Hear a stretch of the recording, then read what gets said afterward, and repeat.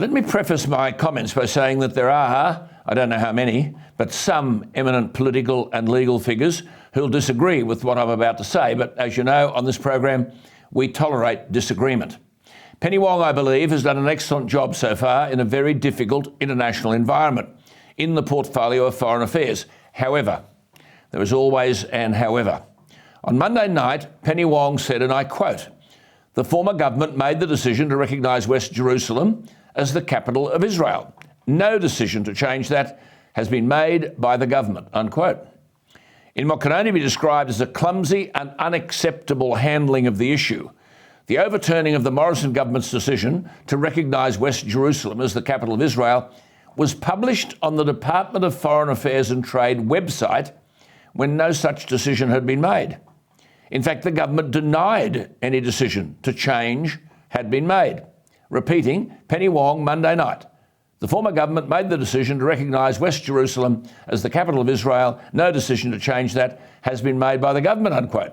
Yet the decision to change that was published on the Department of Foreign Affairs and Trade website, when, according to Penny Wong, no decision had been made. But on Tuesday morning, Penny Wong announced, quote, "Today, the government has reaffirmed Australia's previous and long-standing position that Jerusalem is a final status issue."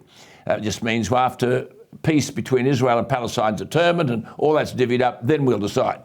A final status issue that should be resolved as part of any peace negotiations between Israel and the Palestinian peoples.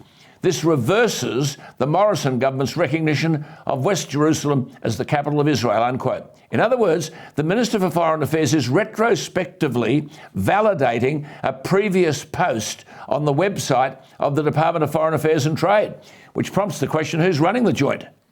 It's nothing more than a concession to the Labor left. But importantly, it achieves nothing and it may well cost a lot. Now, with everything else going on in the world, Penny Wong has to now confront a major diplomatic dispute. The government has decided to no longer recognise West Jerusalem as Israel's capital. The Israeli Prime Minister, facing an election Tuesday week, has described the Australian government's decision as a gratuitous insult.